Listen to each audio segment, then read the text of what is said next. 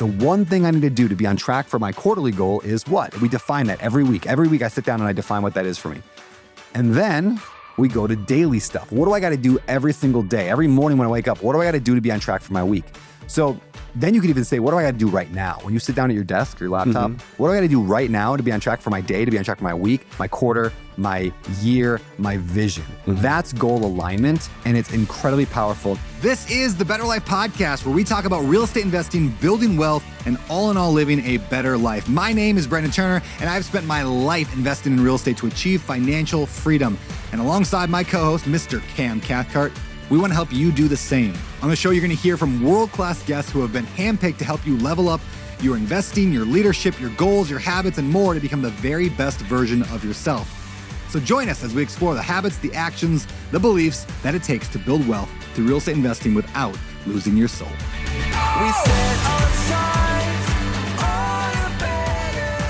This is the Better Life Podcast with Brandon Turner and Cam Cathcart. Cam, what's up? I'm excited for this episode. Dude, it's going to be great. Just me and you today. Just me and you. That doesn't happen very often. We want to do more of these, though. So, all right. So today, everybody, we are going to be talking about goal setting for 2025. And that might sound like lame, like, oh, whatever goal. But I want to talk about like how millionaires set goals. Like how do millionaires or even billionaires set goals and actually achieve them? Did you know, Cam, that 92% of people who set a New Year's resolution abandoned it by the end of January? I have fallen into that group many times. Many times. It's like, and it's easy to do, right? We have a resolution, and I hate that word resolution. It's like, I'm going to resolve, I'm going to be resolute to whatever, lose weight this year. And they set some vague goal, and then they abandon it within 3 weeks. Like, I'm going to eat healthy all year. Well, what does that even mean? And That's my problem when I've set goals. Yeah. Is I don't have any clear criteria around them, where it's like, I want to get healthier, or I want to have a better relationship with my wife. But what do I have to do to achieve that, I guess? Is the hard part. And that's where I've been obsessed, as you know, the last, 7 years, 8 years, 9 years of my life, obsessed with this idea of goal setting, about how do you actually set a good goal and then reverse engineer it to accomplish it? And then how do you stick with that goal long term? And how do you make sure the goal even matters? Like all that stuff. Like it's easy just to set goals around like, I'm going to be healthier this year. I'm going to improve my marriage this year. Well, great. We all want to do that. Yeah. But what does that mean? And how do we make sure we actually get it done? So that's what today's episode is about, everyone. I hope you can grab a pen and paper. Obviously, if you're driving, don't do that. But Cam and I are going to discuss some of our goals, some of the things that we worked over the last year on that's worked for us, some that didn't work for us, and why some of that stuff is. And then I'm going to give you like a 6-step framework for setting goals. Now, before we jump all the way into this thing, I do want to do a quick shout out, or whatever you want to call it. Maybe I don't want to call it a sponsorship, because this is the Better Life Podcast. But every year, the Better Life Tribe does an actual goal-setting retreat. We've done it in person. We've done it digital. This year is digital, mostly because I had a baby a few weeks ago. So I had a baby, little Gilly Turner, came into the world at the very end of November, which is super exciting. And so I knew I wasn't going to be able to leave for a goal-setting retreat in person. So anyway, we're doing it digital this year. It's for both Better Life Tribe members and the public, which means if you're not a tribe member, if you're just listening, if you want to do a goal-setting retreat, it's 2 days, 3 hours each day. We're going to be just setting goals together. So we're basically going to be doing the process that we're about to talk about in this episode. We're going to be doing it together. Because people, I mean, I don't know about you, Cam, right? Like we can hear things, or you read a book about, some cool idea, or you go to a conference and you get a great idea, and then you never actually sit down to do the work. No. Yeah. It's hard to actually get it done. Dude, the first time that I've done like a structured goal setting type retreat was in Vegas in 2021, I think. With you. And it was amazing. That was the precursor of what we're like. Every year I've done it since then. That was the first public time I ever did goal setting with a group. We rented this stupid big suite in Vegas. All right, fine. I know you can't be there. I'll go and lead the team, and we'll video you in. Dude, that was a great day. It was so much fun. Got to hang out. There's 30, 40 people there. And we did all our friends. We set goals together. And then the next year I did it for the Cabana Club, which is Open Door Capital's like top investors. People have given the most amount of money invested in our deals. And then the next year we launched the Better Life Tribe. We've done that now 2 times. This will be our 3rd time for the tribe. And so I've gotten better and more dialed and more simple, but more deep every time. And so I'm continually refining this process that started like 10 years ago with my wife and I going out to the beach every January 1st to set goals. We've just been trying to get it more and more dialed. And this year, I believe it's the most simple, straightforward, dialed thing. So I think we can do it in 2 3-hour days. where we're going to do annual goals. We're going to do Q1 goals. We're going to do habits. We're going to talk about all that today coming up here in just a few minutes. So if you want to attend, I would love you to attend. Because it's for the Better Life Tribe. And as you know, the Better Life Tribe is a charity. 100% of our profits go to charity. I don't even take a salary at Better Life. And so this is a Better Life event. And so you know that by attending the event, it is a little less than $100. I think it's like $99 for a ticket, or maybe 97, something like that. But you can bring 2 or 3 people. Who cares? Whoever people you can get to your living room to do goal setting, you and your spouse maybe. It's really powerful to set goals with your spouse. Do you and Lexi do that? Mm-hmm. Yeah, it's super powerful. Yeah. Oh, yeah. Game changer. Yeah, because there's something about like working together. In fact, I had a couple came up to me last year at the Goal Setting Retreat, and they said, "Hey, Brent, just so you know, like we joined the Better Life Tribe because we're real estate people, but the process of goal setting saved our marriage. We were headed to a divorce, and we set some goals together at your retreat the previous year." And they said over the year, we worked together on those goals, and that fixed our marriage. Dude, that's amazing. Isn't that cool? That's incredible. I mean, one of the things we set last year was a date night a week, which we've always said, like, we want to do it, but we haven't put it on a schedule, like hired a babysitter. And this year, it's Thursday nights, every Thursday night. I don't think we've missed a night this year. Awesome. Yeah. So, and that's a game changer. Just knowing like, hey, I get to go spend like a night with my wife. It's awesome. Yeah, so. If that's one thing you pick up from today's episode is go set some goals this year with your spouse. So anyway, end of the plug here. If you want to attend the retreat, I would love to have you. Like I said, it's under $100 to attend. You can bring your spouse. Doesn't cost anything extra for them if you guys are in the same room. And it's going to be digital. You can watch the replay even after, though I would highly recommend coming live because we're going to do some workshop stuff. Just go to abetterlife.com/2025 goals. So A Better Life, make sure you do the A at front, abetterlife.com/2025 goals. And that you can use that to register, and we'll see you there. So without further ado, time to get into this episode. But first, a quick word from today's show sponsor. You know, one of the biggest mistakes I made early in my real estate business was thinking I could do everything myself. I mean, I was the guy out there analyzing deals, managing contractors, taking phone calls, handling everything. My calendar looked like a war zone. Can anyone out there relate? That is why I'm pumped to tell you about HireTrainVA.com. So these guys find top-tier international talent specifically for real estate investors with a selection process that's so intense, only 1% to 2% of applicants actually make it. You can literally pick from their draft board of top virtual assistants and start scaling faster. And the owner, Valentina, she was actually a guest on this show back in episode 42. Every successful entrepreneur I know uses virtual assistants. I mean, I've got over 20 across my company. So hey, if you're ready to get out of the day-to-day and hire top-tier talent for a fraction of what it would cost you in the US, go to HireTrainVA.com/betterlife and tell them I sent you for 10% off. Or if you just go to my Instagram and DM me the word delegate, I'll send you their list of 100 tasks that any VA can tackle for you and give you a better life. Seriously, do it. You're going to love it. So I want to start, the one thing that I recommend doing in goal setting, this is a question I got for you, and we're going to do this in the actual live goal setting retreat too, but we can do it here, is always start with gratitude. And so what I ask people to do is name 3 things that you're immensely grateful for in your life. So Cam, what are 3 things that you're immensely grateful for? And I'm gonna make it a little harder. Don't say your family. Okay. 3 things you're immensely grateful for, because a family is obvious. Of course you're grateful for them. What else? I am... So like, I'll get rid of like family, friends, kind of what everybody just goes to. Because those would be my top 3. But I am immensely grateful. It's gonna sound weird. Sunshine. Like I love the fact, I just bought a new house. And walking out and living in Maui and just going outside and like standing in the sun, it changes my mood instantly. So I'm incredibly grateful for that. I am incredibly grateful for health, for mine and my family. Like we all are very healthy. Right now, there's no sickness in our household. There's no like long-term diseases or anything. And so I'm so thankful for that. And then the third thing that I am thankful for is probably date nights. I think, date nights. Like we've done that all year this year, and it's been so much fun for me and Lexi. Just to be able to go once a week and go get a good dinner somewhere. And we usually are there for 4 or 5 hours, and I'm sure the waiter hates us because they want to turn the table over, but it's so much fun. So I love it. Yeah. Hey, so if you're listening to this right now, take a second right now, maybe even pause this episode and just try to answer those 3 questions, like, or the three things you're immensely grateful for. Yeah, I'm immensely grateful for my new house because I moved, and then I love the new place I'm at. It needs a lot of work. Like, we're gonna remodel it next year, but it's beautiful and amazing, and absolutely love it. I love the ability to travel. Like, we live in an age where I can just get on an airplane and fly to Europe and go explore, and I'm like, what a like, that's my favorite thing in the world to do. Heather asked me that yesterday. She goes, like, what brings you the most, like, happiness? And I said, traveling to Europe. Dude, it's like my favorite thing. I have something for you. I don't want to interrupt. Well, No, this is so cool. So the other day I was sitting at my new house, your old house. Yeah.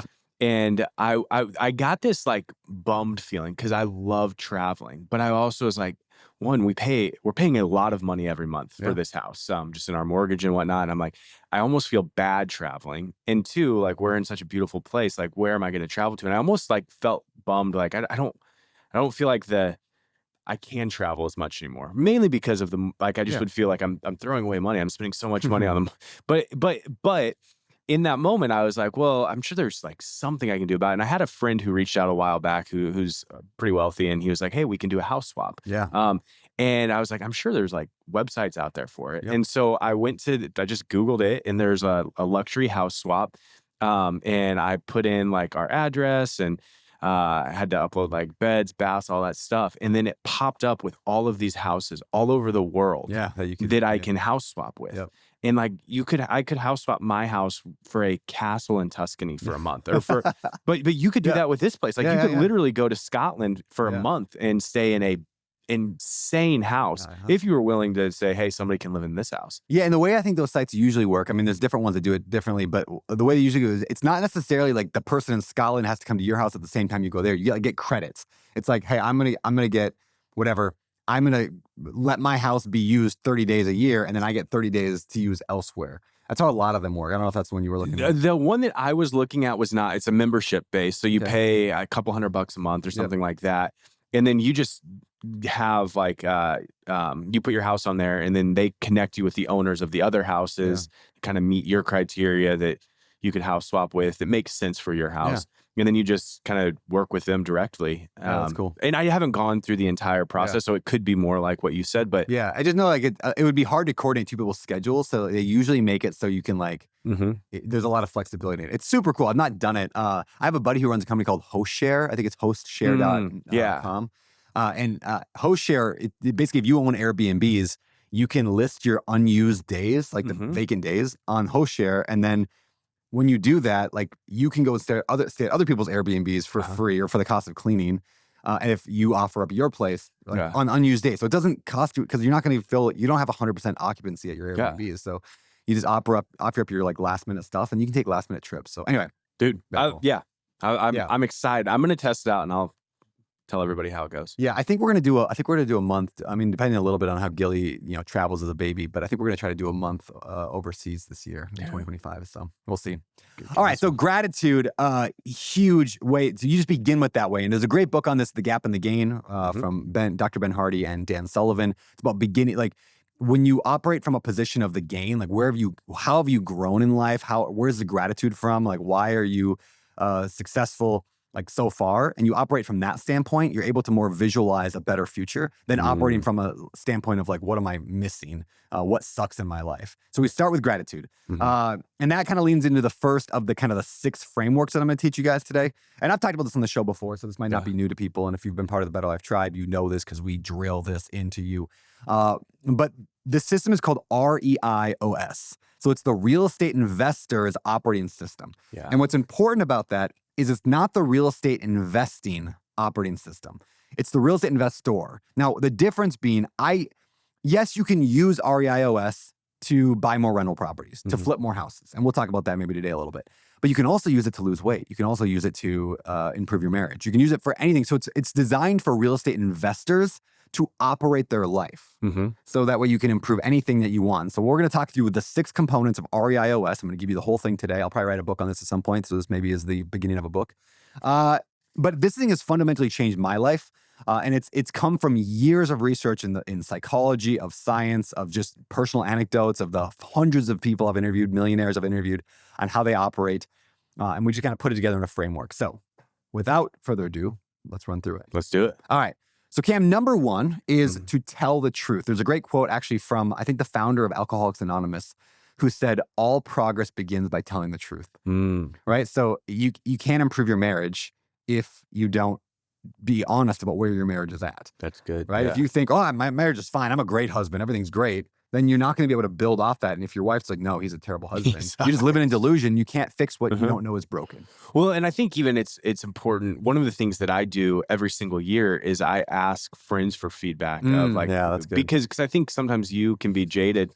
Yeah. I don't know. I think I'm better than I really am a lot of times. And so, so like asking friends for feedback of, hey, where am I missing the mark? Yeah. And like having those friends in your life that are willing to say, hey, I see you do this, or you say this and do this. And so I think it's important to actually get outside input on that too. Yeah, I totally agree.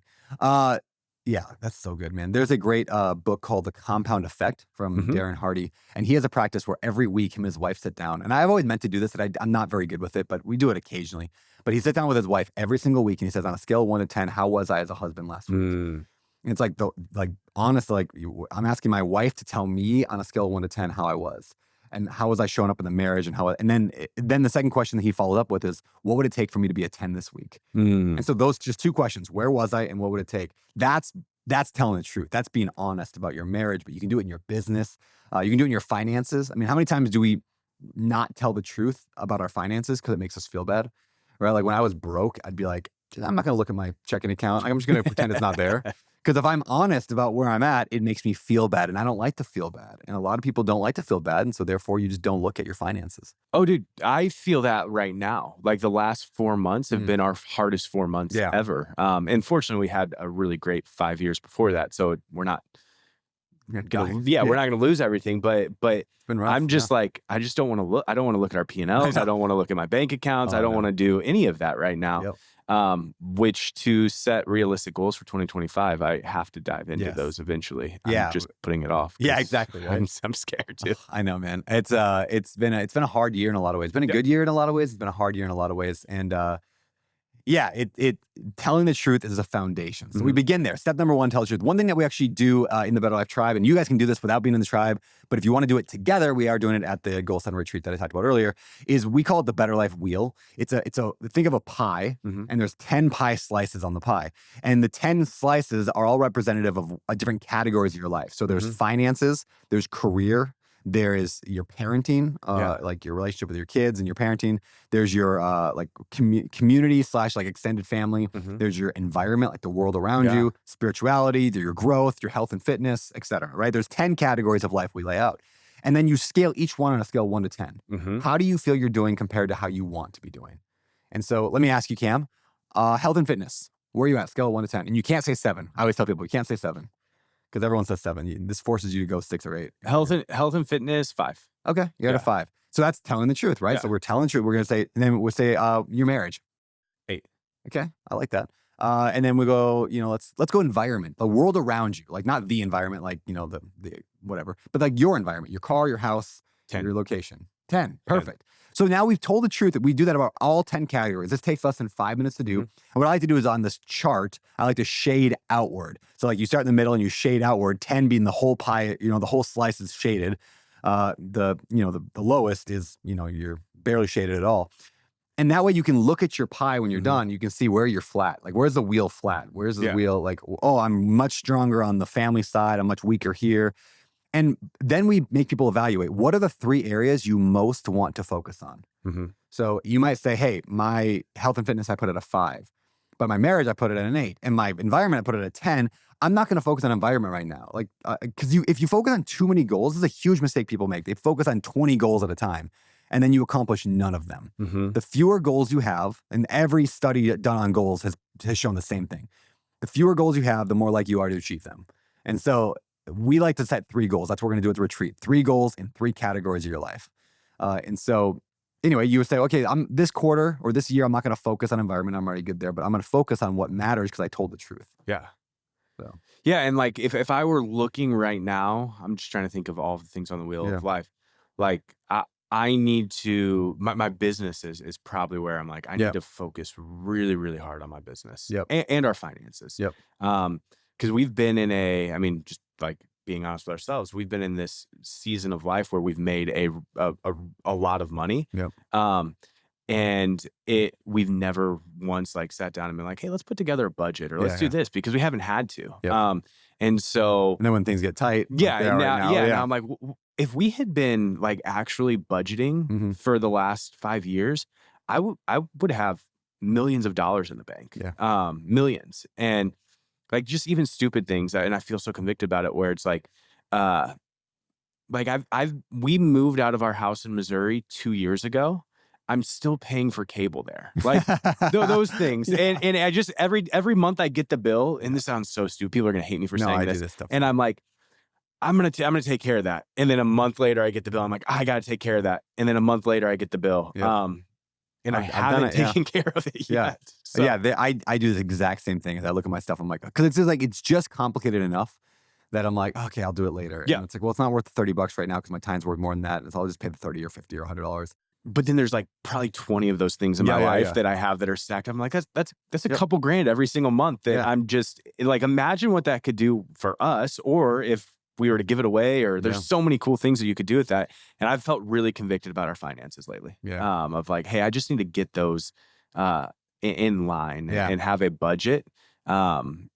So I agree. Being honest, like that's where you're telling the truth. That's what it starts. So all progress begins by telling the truth. So step one of REIOS is tell the truth. And there's a number of, within the tribe, we have a number of different like practices with that, even down to we have budgets. So we have spreadsheets for people who can use for budgets. We have some personality stuff, like what are you good at, what are you bad at? Like being honest about that helps. So number one, what I encourage people to do when you're setting goals is, again, you start with gratitude, which is being honest. And then you be honest about what areas of your life are lagging behind and where do you want to apply pressure. That's what goal setting is. I'm applying pressure to certain things in my life.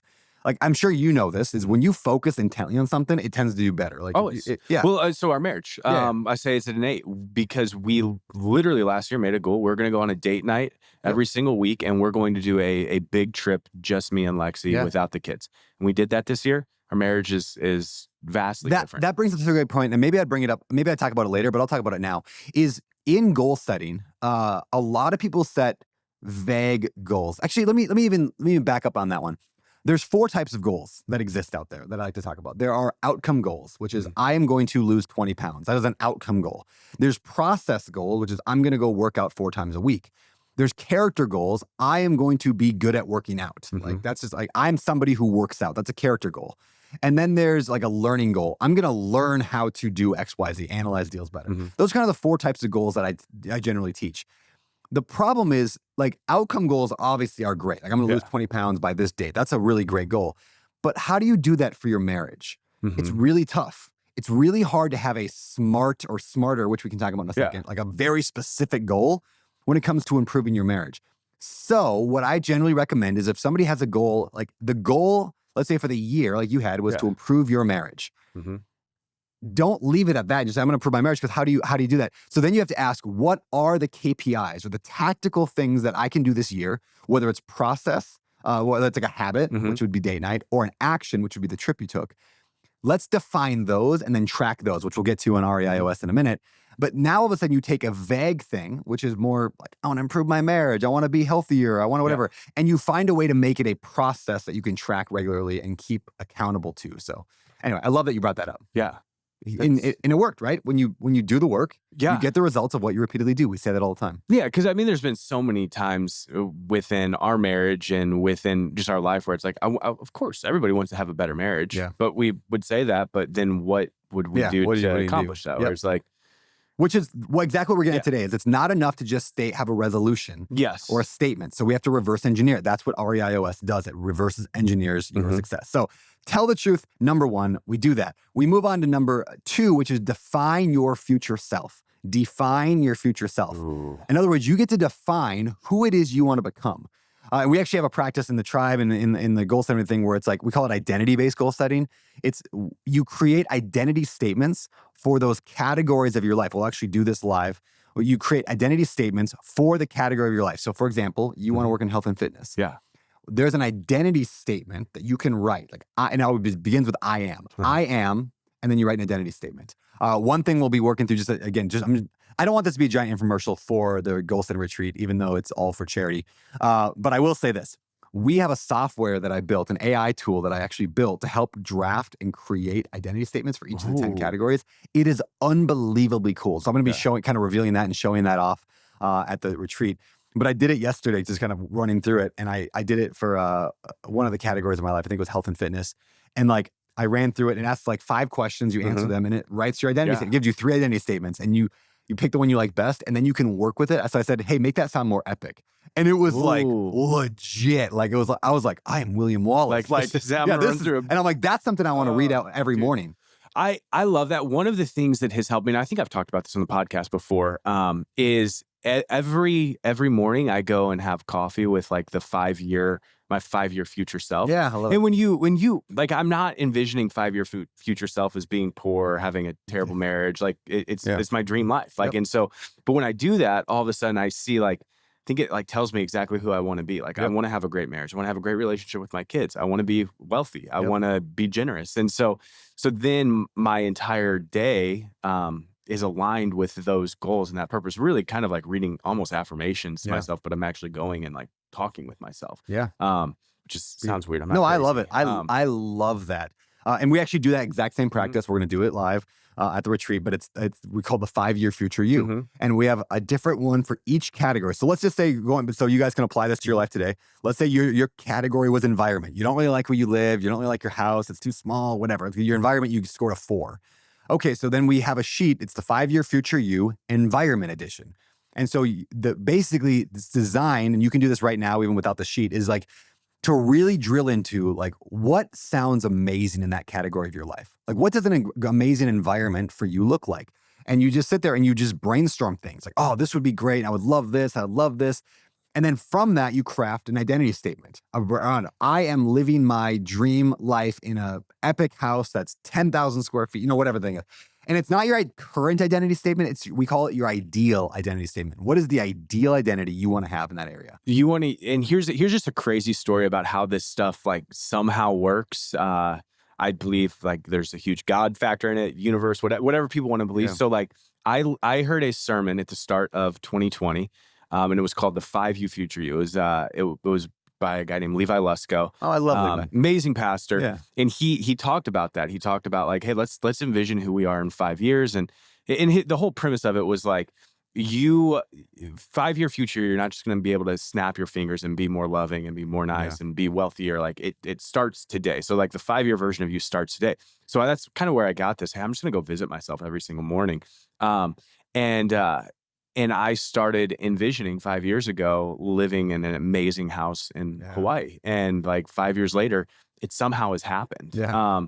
And I think it's just because every morning I'm realigning myself with those goals and those thoughts. And so it's super, super helpful. Yeah, here's a 5-year version. Here's a powerful thought. I've heard this before. This is not me inventing this, but it's super powerful. It's that every single action you take in life, everything you do is either getting you closer or farther away from the future version of yourself that you want, right? So even like sitting down in this chair versus that chair, it sounds silly, but it's one of those things is either driving me toward it or away. Everything we do.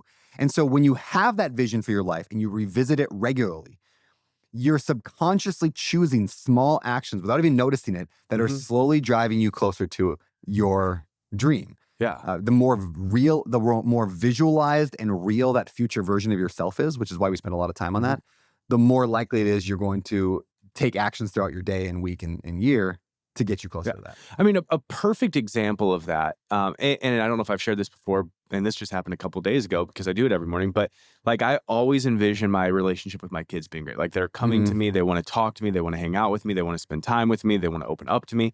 And that's something I envision every single morning of like, I'm an incredible dad. And then at night, sometimes I get on my phone, I get stuck. And like the other night I was doing that and Riley wanted to play. Yep. And I was like, no, I'm tired. And immediately I thought, wait, this isn't what me in 5 years would do. So why am I doing it now? And immediately put my phone down and went and played with Riley. So I love it, man. I love it. So 5-year future you. So in other words, define your future self. So you told the truth. Number 2 is define your future self. We know where you want to be in those categories of your life. We're going to answer a bunch of questions. We're going to create an identity statement around that. And then third is, now that we know where you want to go 5 years from now, we want to, I call it the goal alignment method, but we'll just say to keep it at the same, it's like align your goals. We'll say that, align your goals. And this framework really comes from the book, The One Thing. This is where I first heard this, from Jay Papasan, Gary Keller, The One Thing. They talk about goal setting to the now. And that's basically what I'm getting at with the idea of aligning your goals. It says, hey, if 5 years from now, you want to live in a dream house, a large house that has lots of space for you to run around, and you want to drive a nice car, and you want to live in a beautiful location where it's sunny 350 days out of the year, that's your dream 5 years from now. You say, what do I have to do this year to be on track for that? What's something I can do this year to be on track? And then you say, okay, well, to be on track for it this year, what do I got to do this quarter? Like, once you define your annual, you define your quarter. Okay, well, if 5 years from now I want to live in a dream location like Hawaii or California or whatever the thing is, this year, maybe the answer is this year I really need to buy some real estate. Maybe I need to get at least $1,000 a month in cash flow by the end of this year. Over the next 12 months, I'm going to build up $1,000 a month in cash flow, because that would get me, like, on a 5-year trajectory. It will get me closer towards the financial freedom I need and the wealth to be able to afford to live in a fancier area. Okay, now I got my annual goal. Then we set quarterly goals. Well, if I'm going to buy $1,000 of cash flow this year, what do I got to do this quarter? Well, I got to make a decision onto what strategy I'm going to choose. And we talk a lot about different cash flow strategies on this show. I'm going to do Airbnb. Okay. So quarter 1, I'm going to make 5 offers on potential Airbnb properties. And then it's like, okay, we align your goals down to a weekly goal.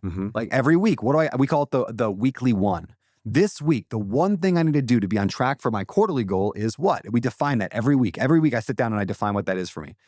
And then we go to daily stuff. What do I got to do every single day? Every morning when I wake up, what do I got to do to be on track for my week? So then you could even say, what do I got to do right now? When you sit down at your desk, your laptop, what do I got to do right now to be on track for my day, to be on track for my week, my quarter, my year, my vision? That's goal alignment, and it's incredibly powerful. And that's why, again, the goal setting retreat we're going to do, and you could do it on your own if you don't want to go, it's set an annual goal that aligns with the 5-year future version in the category that you most need to work on in your life. See how we're aligning these all together? So I have a question for you with that. And it's something that actually kind of we're going through as a team right now in my business, where, like, for me, let's say when I was buying houses, one of my goals every week was to buy one house. Like that was the goal.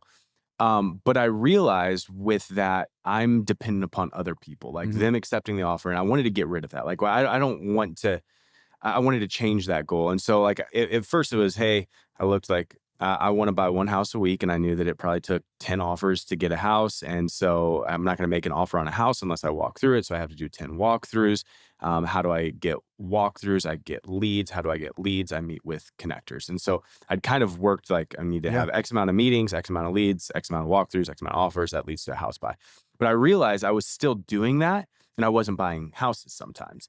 So I thought through, like, what is the one thing that I can be focusing on that leads to that? And maybe some weeks I don't get it, but that was going to meetups, having one-on-ones, and having phone conversations. Yeah. So I got rid of, like, that. I guess what I'm asking is like, would buying a house be an outcome goal that maybe you shouldn't have, because it's dependent upon other people? You can't like, totally affect it. Like, I could do everything right and still not buy a house. Yes. Does that make sense? It does. And then you feel like a failure, where it's like, I wanted to focus on things that no matter what, I am in control of this and I can win.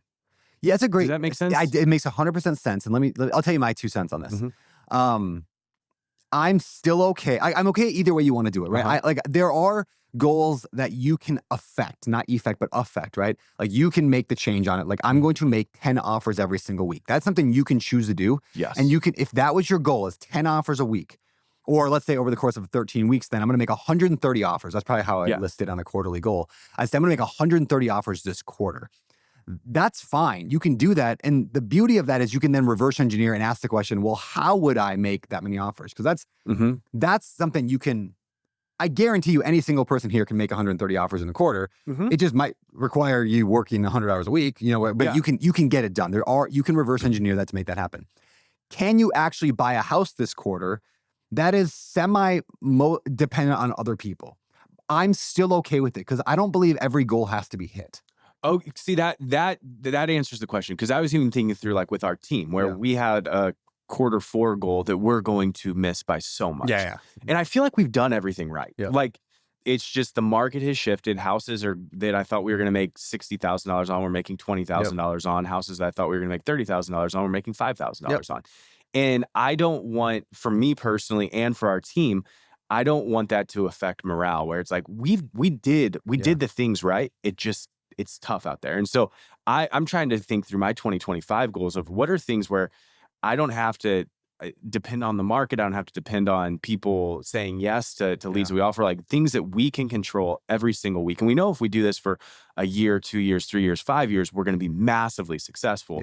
So I think that was it for me when I was thinking through, like, our goals for 2025 is like, how do I get everybody else out of the way, and we're just focused on the things that we can do and make happen. Yeah, I see both sides of it. Like, I think not every goal is meant to be hit. The purpose of a goal, I can't remember who said this, but somebody famous once said, the purpose of a goal is not to hit the goal, it's to become the kind of person who can hit the goal. Yes. Right? That's great. At the same time, like, here, I'll give you a real example. Now the quarter's not over yet when we're recording this, but Q4, I had set 3 goals. One of them was actually the conclusion of an annual goal. I wanted to get 15% body fat. I started the year at 23. I wanted to hit 15. I just hit it already. I hit 14 and a half. Right? So super cool. Like getting sick for getting sick helped. It dropped it a little bit more there because I didn't eat for 10 days. But so I hit you that goal. Amazing, by the way. Thank you. I'm working on it. So I hit that goal. The second goal I wanted to do, I guess, had to do with, like, saving some money. I'm not going to go deep into that. The third goal I wanted to do, which I hit. The third goal, though, was to buy a pad split, to buy a house for Wilder by the end of the quarter. We're recording this thing middle of December. I've got about 2.5 weeks left. I don't have anything under contract. I don't have any leads right now. Yeah. I'm in all reality, I'm likely not going to hit that goal. And if I do, I'll let everyone know. Now, that said, is that the market's fault? No, it is 100% my fault. I was too slow on getting started with that. It took me a month and a half to get my direct mail get together and getting out. Because it was just me like not responding to emails for a week or two at a time. And so, even though, yes, technically I can't force somebody to sell me their house, I know in my heart that I did not do the work needed that would have virtually guaranteed getting that. I made a total of 1 offer this quarter on a pad split. Gotcha. And maybe we're just mentally different, because how I would set that goal is like, or at least now I think is, I don't care about getting that house under contract, but I need to Respond to emails immediately. If a lead comes in, I need to call back on that lead within 5 minutes. So, like, set the goals where it's like the house is out of the question because I can't control that, but I can control my actions. And so, like, setting goals around that, I guess maybe. I don't know. I'm processing through this right now. That's why I'm asking it. It's like, for 2025, how do we set goals where we don't feel defeated? I mean, honestly, Q4 we felt defeated. Where it's like, but when we're doing the things that we should be doing, it just has felt. Here's how I would probably resolve that in my head and it actually leads to the next part of REIOS. So step 1, we talked about telling the truth. Step 2, we talked about defining your future self. Step 3, we talked about goal alignment. Step 4 is what I call the ultimate life hack. And hack is an acronym, HACK. Write this down. It stands for habits, the things you do regularly, actions, the things you got to do, like go on a trip with your wife, constraints, things I won't do. I won't be on my phone after 6 p.m. I won't drink alcohol. Or I'm going to limit my whatever. It doesn't mean no, it could be a limitation, but a constraint is something I'm holding myself back from. And then the K stands for KPIs. Like, how do I turn those 3 things into trackable numbers that I can do or don't do? Like a KPI in your business, key performance indicator, I want to track them. So the ultimate life hack is actually to just track your habits, actions, constraints, and KPIs. And so this is where I would probably resolve the idea of, like, how do we balance between not hitting goals when it's not really our fault versus because the market changed or whatever and being devastated by that, is you track your habits as well. And so I can look at my habit tracker, my action tracker, and in there, if I'm getting a 50% score because my goal was to hit 6 date nights with my wife, make 3 offers a week, go to 2 real estate meetups, go to with my kids at least, read to my kids 5 nights a week, whatever. I add all that up and I'm like, a perfect week is 80 and I got a 40. I'm 50% on things that I can actually affect personally. So every one of the action tracker, habit tracker things that we do in the tribe and in my life, Those are the things that we personally can affect. So in other words, if I hit a good 80% plus score on my habit tracker, if I don't hit the goal, I'm not devastated because I know I did the work. Now, maybe the work needs to change now next quarter, and we'll come to that in just a second when it comes to the last piece of REIOS. Maybe I need to change my inputs to get a different output. Or maybe the inputs, I need to increase the inputs. Or maybe I need to just be more patient because it was completely outside of my control, like the market collapsed or whatever. And with that, how, for the normal person, how many would you say like you should be tracking X amount? Because for me, like I get super excited. I'm like, I'm gonna journal every day. I'm gonna spend 20 minutes of prayer every day. I'm gonna work out. I'm gonna do this. And then I've got a list of 30 things that I need to do every day. And I'm like, then it's overwhelming. What would you say is like that magic number for people? We have a dozen in the Better Life Journal that we give people. We have a dozen. And the way I typically look at that is it is easy to get overwhelmed with too many things you're trying to do in life, especially if you're like a personal development guy like we are and we listen to the podcast. Like, okay, I need a cold plunge. I need a sauna. I need to go run 5 miles, 10,000 steps. And you just keep adding them. And you find out pretty soon that protein. I got to do this. It's impossible to do everything. Drink water. And this is why we do goal setting as a group and as an activity. We do it together because it forces you to then pick a certain number, like 12 that we track. And so there are 12 things that I track typically. 9 to 12 is typically how I suggest it. We were 9 in the tribe, and now we made the journal a little bigger, so now it's 12. But yeah, it's things like I said. I track my date nights. I track time spent on my phone. Like, did I shut my phone off at 6 p.m.? I track all that stuff. And here's the beauty of the habit tracking stuff, the ultimate life hack. It takes less than a minute a day. Literally, it's like you have a list of 10, 9, 10, 12 things, and it's either a check or a dash. I did it or I didn't do it. And then once a week, I simply reset that. I rewrite it. So I have a different tracker every week. So when you join like the Better Life Tribe, for example, you get a 52-page habit tracker. I mean, plus there's a bunch of other pages in there. But there's 52 pages for habit tracking, one for each week. So every week on usually Sunday, I rewrite my 9, 10, 12 habits. I write my 3 goals down. I write down what is my weekly goal for each of them. Because I'm aligning my goals. And then I just check off if I did or not. So we're talking less than 10 minutes a week for the entire habit tracking process. And it is an absolute game changer. And it's all things that personally I can affect. And so that's where if I don't hit the goal, but I still did good on my numbers, I still feel pretty good about myself. So that's kind of the last component. Like that's how habit tracking fits in with all that, I think. The one thing I wanted to discuss real quick, we can go here, is the idea of a SMART goal. People have heard of SMART goals. I added 2 more letters onto that, smarter, because I wanted to be smarter than a SMART goal. When you're setting a goal, especially, I'm gonna emphasize this, especially a quarterly goal. An annual goal, I don't think has to be smarter. Let me explain what smarter is, and then we'll go into what I mean by that. Smarter stands for specific.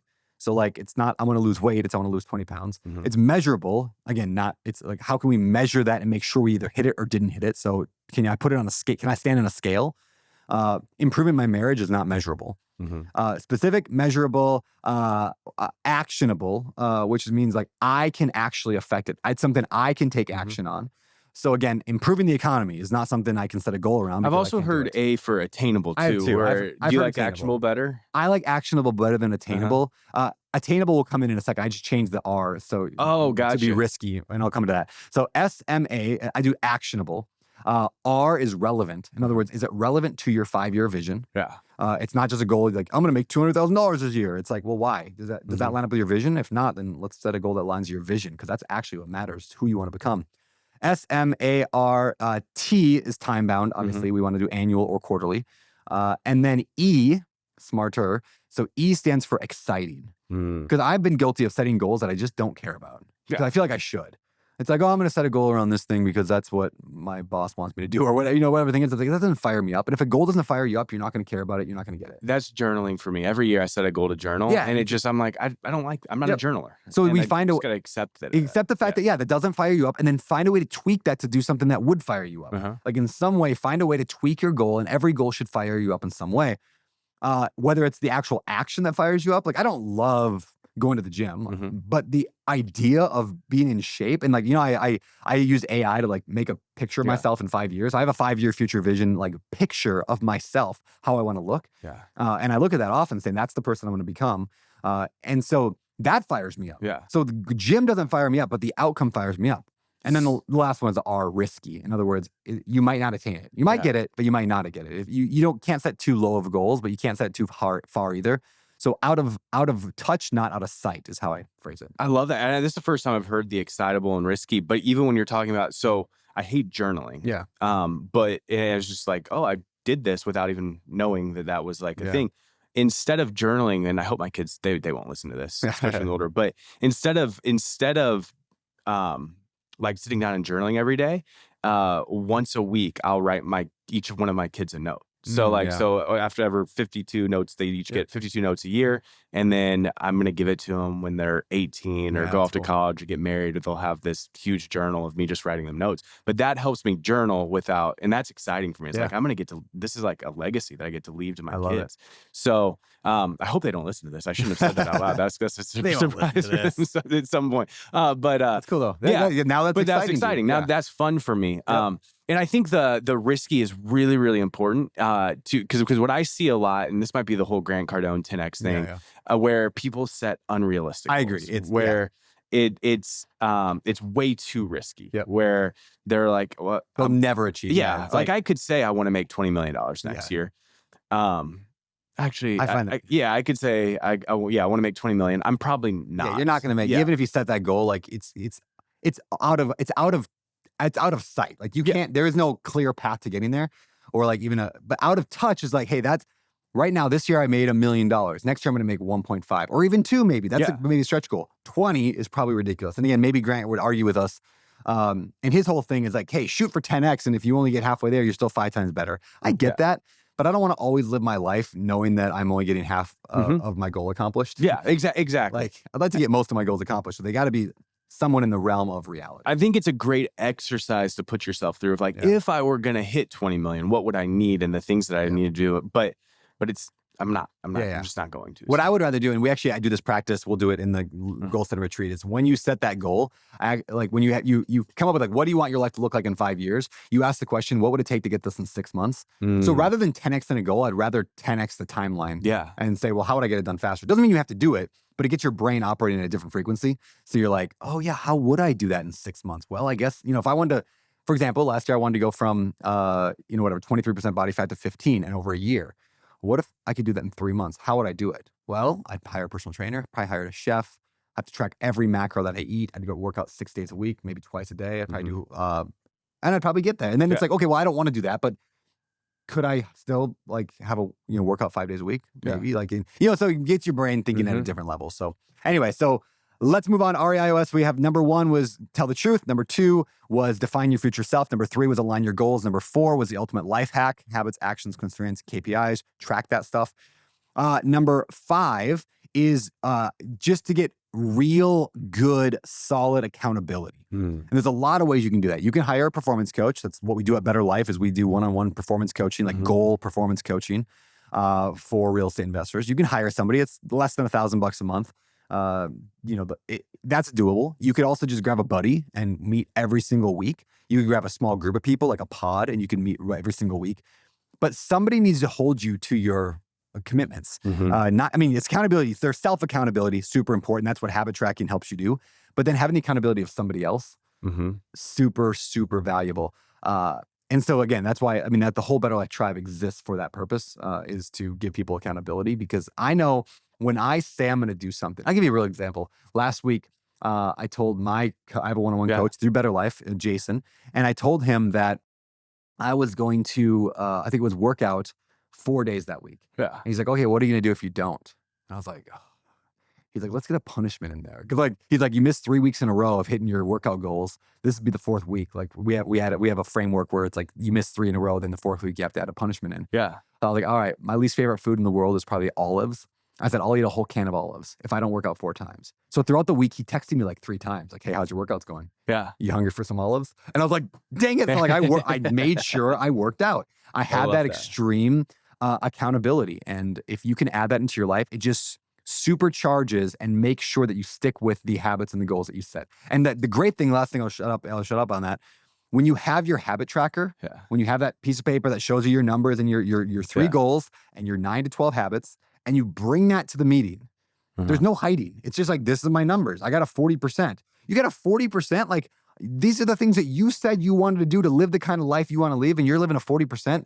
Like, how do we get you to 50 next week? And it's like, it's so powerful. Dude, I love that. For me, which accountability groups is like, I've done those for my entire life. I mean, it probably does play on like some form of trauma, but I have this huge fear of failure. Like I don't want, and so having people ask, did you do what you said you were going to do is so helpful. And the other thing is, and this goes back to like just being honest with yourself, where I had my personal development coach that I met with once a week, and I'd always talk about our goals and stuff, and we'd go through KPIs. And when I didn't hit him, he would be like, what you're really telling me is that you just don't actually really care about that. Yeah. Or you don't respect yourself. And I think that was something that I learned over the last probably 5 years, like respecting myself. Like, because if I tell you, hey, I'm gonna show up here at 10:30 for this podcast. I'm gonna be here at 10. Well, I was here at 10:32, but I'm gonna be here at 10:30. You know, or close to 10:30. If I tell myself, hey, I'm gonna work out at 10:30.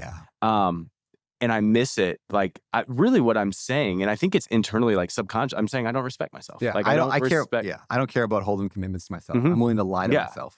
And so like I've ingrained, like I need to respect myself over and over and over again. And that has helped me so much in life over these last couple of years.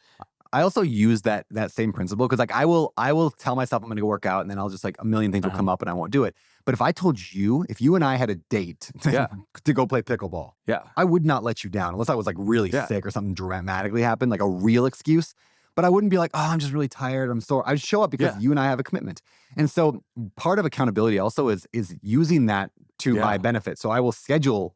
In fact, I'm playing pickleball today at 4:30 with Storm. Oh, thanks for the invite. Yeah, because like now I have an appointment. Like he texted me this morning, hey, we still on? Yeah, I'm still on. Let's go. And I will show up and play 2 hours of pickleball, and I'll be completely dead afterwards. And that's because I got some accountability there. Dude, one of these like light bulb moments for me this was about 2 years ago. It was right when we moved to Maui. We would always go get shave ice like all the time, and I had promised Riley, and we do this like a pinky promise. You cannot break a pinky promise. That's the rule. And I'd promised her we'd get shave ice after school. We pinky promised, picked her up from school, and I was like, I just want to, let's go home. And she was like, no, Daddy, you always keep your promises. And she's right. To her, I will never break a promise. And then I started thinking like, if I tell myself something, I don't think twice about breaking that promise. And I need to like, when I say I'm going to do something, I need to do it. So you pinky promise yourself? I just... that should be you're going to pinky... I don't know how to get both of them. But... you got to pinky promise yourself. It's that's actually funny, like, that's a funny concept. It's just... pinky promise yourself. That's a t-shirt. That's it. Pinky promise yourself. Because I will not break a pinky promise to my kids. You can't. And you can't break it to yourself either. I love that. All right, so accountability is super, super important. The last piece of REIOS is what I call relentless improvement, and that is to continually learn and improve. And part of that has to do with reflection on like if I did my habits and I didn't get like we talked about, you did the habits, you did the actions, you didn't do the constraints, and you tracked your KPIs and you didn't get the outcome, then something might need to change. We have to reevaluate. That's why we do actually goal setting every single quarter in the tribe. And you should do it as well, whether you're in the tribe or not, is every quarter revisit the past quarter. How did I do? What habits need to be refined? Where do I need to change? Where do I need to shift? We do that wheel, the Better Life wheel. We do that every single quarter. I do it over and over and over because things change in life, especially over the course of a year. A lot of things change.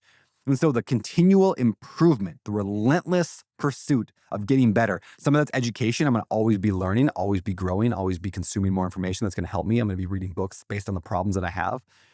And then I'm going to just be reflecting on why did I not succeed last quarter? Like, why did I, like right now, like, why did I not buy that pad split? And it simply comes down to like, I had a baby, but that's an excuse. Like I could have done it even before the baby. I knew a baby was coming. But and that's so important because like in deal flow, for instance, we know because we've got, hundreds of clients all over the United States on average, when we have an accountability call, we make them take track of the leads, the offers they're making, the houses they're buying. We know that like 1 in every 12 to 15 houses they offer on, they get accepted.